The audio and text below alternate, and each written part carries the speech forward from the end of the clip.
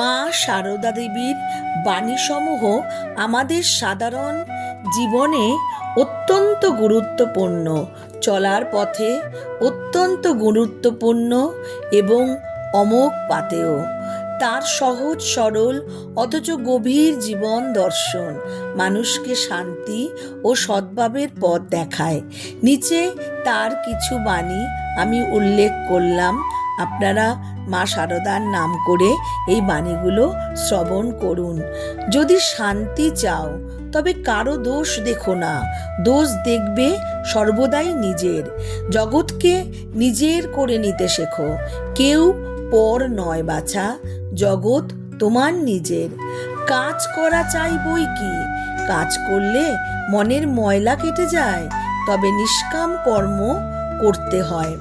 শরৎকালের মেঘের মতো তোমায় আশ্রয় করে থাকো এবং ভাবনা কি আমি তো আছি। মানুষের ভালোবাসা পেতে গেলে আগে মানুষকে ভালোবাসতে হয়, ভালোবাসা ছাড়া কেউ আপন হয় না।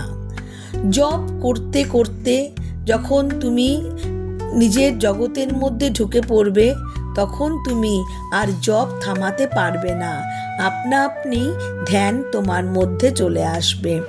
মা সারদার এই শিক্ষা ছিল অত্যন্ত বাস্তবমুখী।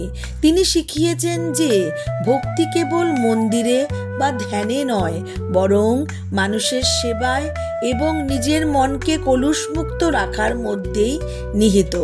অন্যের ভুল বিচার না করে নিজের সংশোধন করাই হলো আধ্যাত্মিক উন্নতির প্রধান চাবিকাঠি।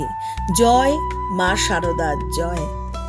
যদি আপনাদের এই বক্তব্যগুলো ভালো লাগে তাহলে অবশ্যই কমেন্ট সেকশানে জয় মা সারদা লিখতে ভুলবেন না। আর অবশ্যই এই চ্যানেলটিকে লাইক এবং সাবস্ক্রাইব করবার অনুরোধ রইল। জীবনের উন্নতির পথে মা সারদার এই বাণীগুলি অত্যন্ত সহায়ক।